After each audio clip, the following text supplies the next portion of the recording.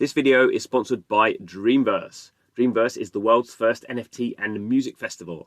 It is being held on the 4th of November at Terminal 5 in New York. It is a physical event. Really cool stuff happening. In particular, it is the first time that Bleeple's The First 5,000 Days NFT will be showcased. This is the most expensive NFT in the world at $69 million. There's a whole bunch of art stuff going on, including AR and VR experiences. That's from 12 to 4 p.m. And then there is the Dreamverse party from 8 to 1 a.m. Headlined by Alesso, various other artists there as well. Of course, the tickets are NFTs designed by a lot of money. You can buy them now. You get this sepia version, and when you turn up and get them scanned, you get this fully colourful version of the ticket itself, a valuable NFT. So check it all out. It's happening the 4th of November in New York. Check it out at dreamverse.life. Thanks for the sponsorship. Hello and welcome to Blockchain Gaming World with me, John Jordan. So in this video, I thought I would go through some of the big investments that have happened over the last few months, because we've obviously had a lot in recent weeks.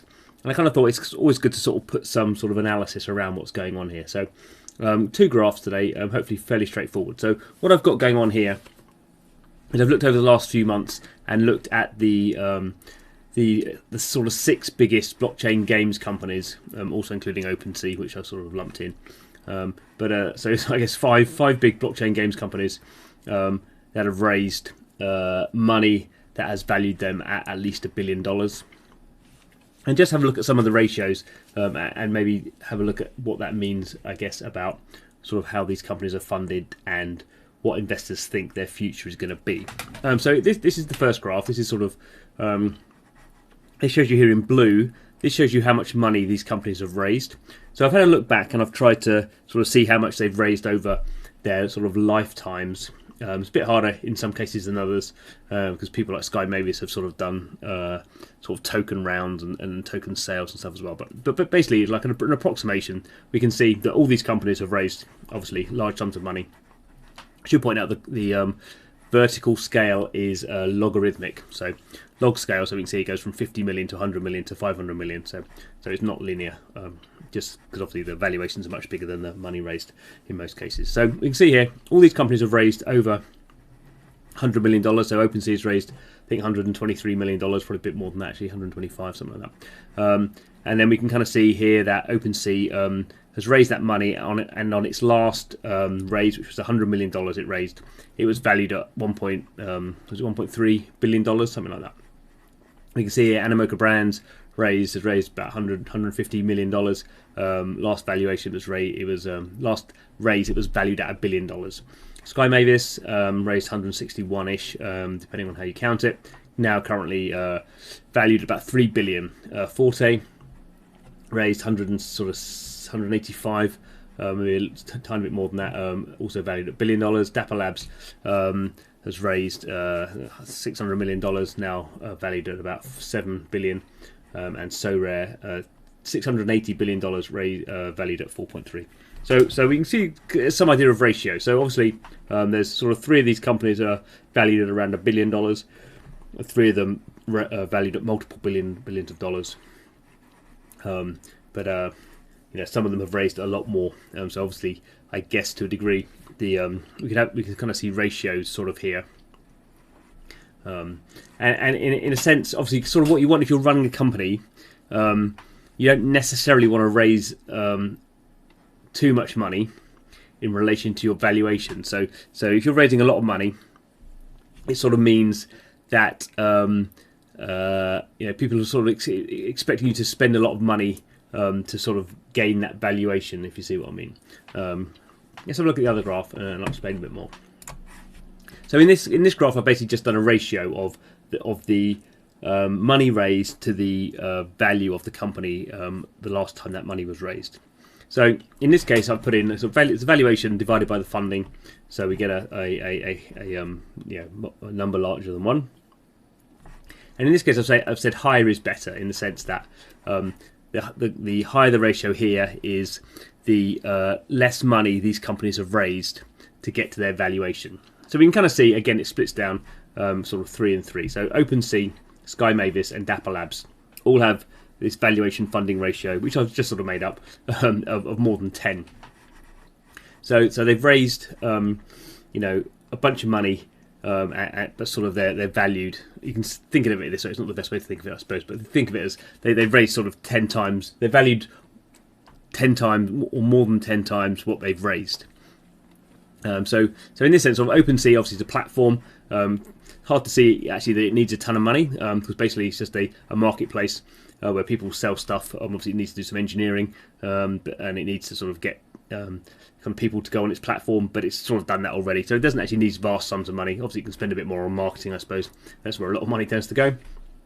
But it's valued quite highly for the money it's put in. Sky Mavis, we can see of these 6 is by far the highest. So Sky Mavis, raised $152 million announced today. And it's not like it doesn't need that amount of money, because it will be using it to build out Ronin as a platform and Axie Infinity as a sort of platform, and get other developers to use those that blockchain and those NFTs. But it was valued at almost $3 billion. And it's raised 161. So it's actually raised not that much money for the valuation it's on.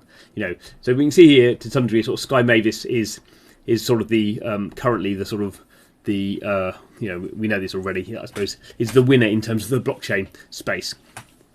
Everyone knows Axie Infinity is doing incredibly well. It's generating a ton of money for its treasury. They've just started staking. The AXX token value has bombed up as a result of that. So their valuation, you could argue, is sort of not dependent on their funding or how they use the funding. They're just very valuable as it is. They're sort of valuable now, not that the people are saying you're valued at this because we think we've given you a lot of funding, and if you use that funding well, you'll be worth that in the future. I mean, Sky Mavis is just worth a lot of money now. So I sort of see this as a sort of a kind of a ratio of almost certainty or uncertainty. So the higher the number here, the more certain the investors are that these companies are going to be successful.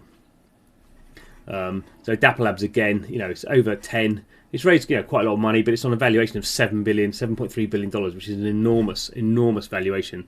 You can see here Dapper Labs here. It's almost raised, not raised as much as So Rare, but not far off, and it's worth a lot more than So Rare. And it's raised less money. Obviously, there is uncertainty with Dapper Labs. The Flow blockchain's there. It's really only got one product on it, NBA Top Shot. There are other products, but there's only one big successful product there. They've announced obviously the NFL stuff. I mean, there's loads of developers working on Flow. I'm personally quite bullish on Flow. I think it'll do well, but there's quite a lot of sort of moving parts there, and it's not quite clear that maybe everyone will go to Solana or something. Who knows, or Polkadot or something. So there's quite a sort of big bet on Flow being a popular blockchain. I think it will be. Obviously, the investors think it will be.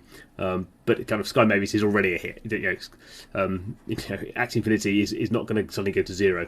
It's almost impossible for that to happen. So those are sort of the winners. The other ones we sort of see, these 3 here. I'm not saying these companies are unsuccessful, clearly.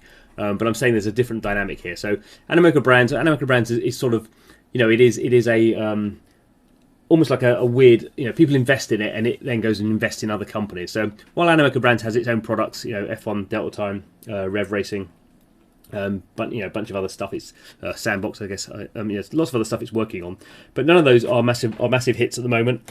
And people are sort of investing in Animoca Brands, and Animoca Brands is investing in these other companies. Interestingly, Animoca Brands has also invested in Sky Mavis and Dapper Labs, very early on. So sort of an investment here sort of ended up in here and here. Something sort of slightly different going on there, but it's not like Animoca Brands is a massive hit and everyone goes, oh, I'm playing that great game from Animoca Brands. It's not happening at the moment.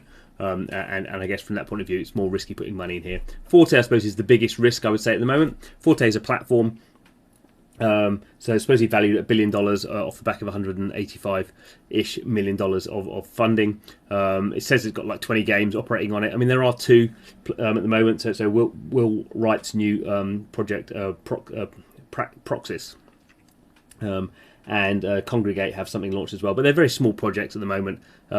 Slightly sort of clunky interface at the moment, very early sort of stages. So a $1 billion valuation is sort of interesting, I suppose. And we can see here, it's got a ratio of about 6. Not that necessarily means anything in and of the case, but it's obviously, this is a much more risky bet than Sky Mavis or OpenSea. These two projects already very successful. And Emoca Brands already invested in interesting, successful other companies. Forte, a lot to prove, really, a lot to prove there. And similarly, it's interesting, SoRare. So SoRare, partly the reason for SoRare is it raised a ton of money. It's raised, getting on. It raised $680 million, and it's also raised $50 million before then. So it's raised over $700 million.